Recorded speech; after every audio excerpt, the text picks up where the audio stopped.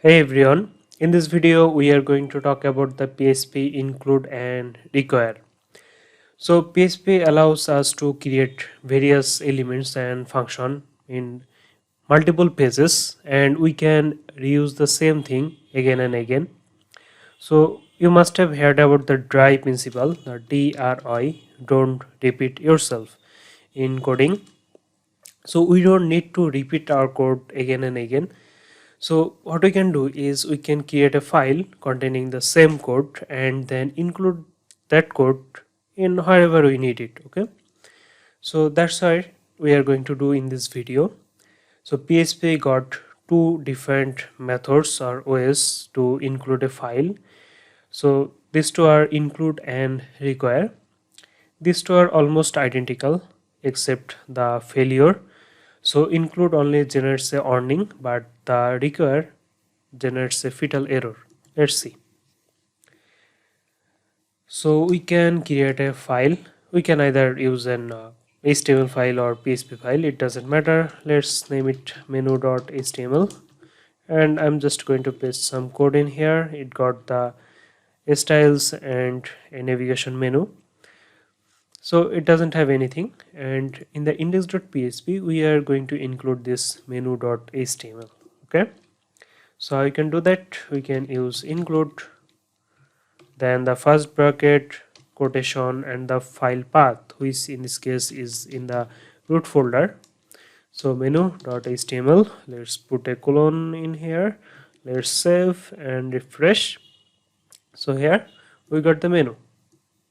Okay, so using the require is the same thing. If we just comment this out and add an require and do the same thing, menu.html, put a colon, save, sorry, this is the semicolon, and now this is the same.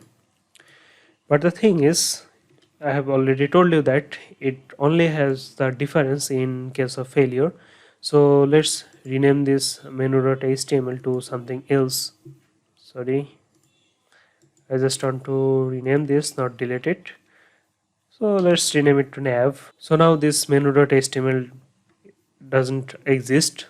So if you just uncomment this, so now include menu.html, which is not in here. So it will show us an error. But in case of the include, it will show us an warning. So as you can see, warning and warning.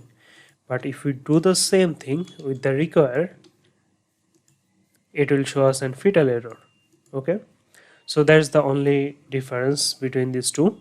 Now there are other two things which is almost similar to these two, which is the recurrence and include-ons. Let's talk about the recur first.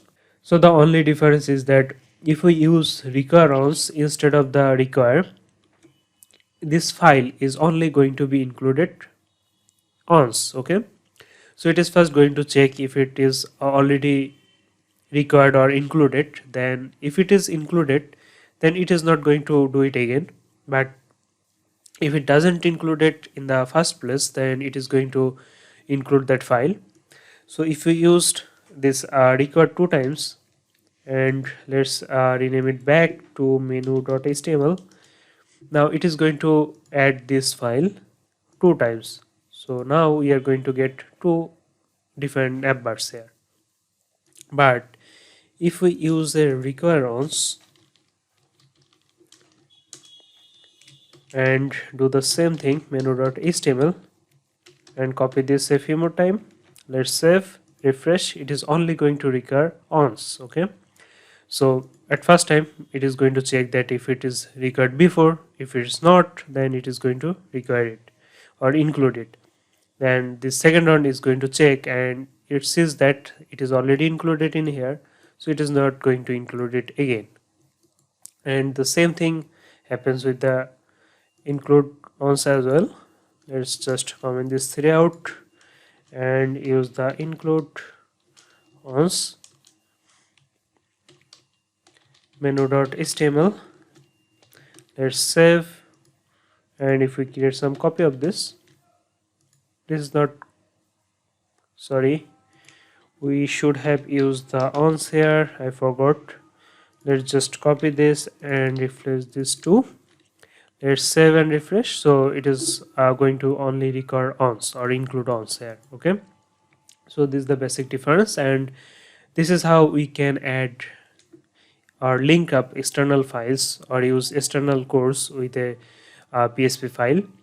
This is very important because in WordPress, if you want to learn WordPress, then there is a very big file structure for WordPress. You need to require multiple files to make a easier uh, file path and file structure to be more understandable.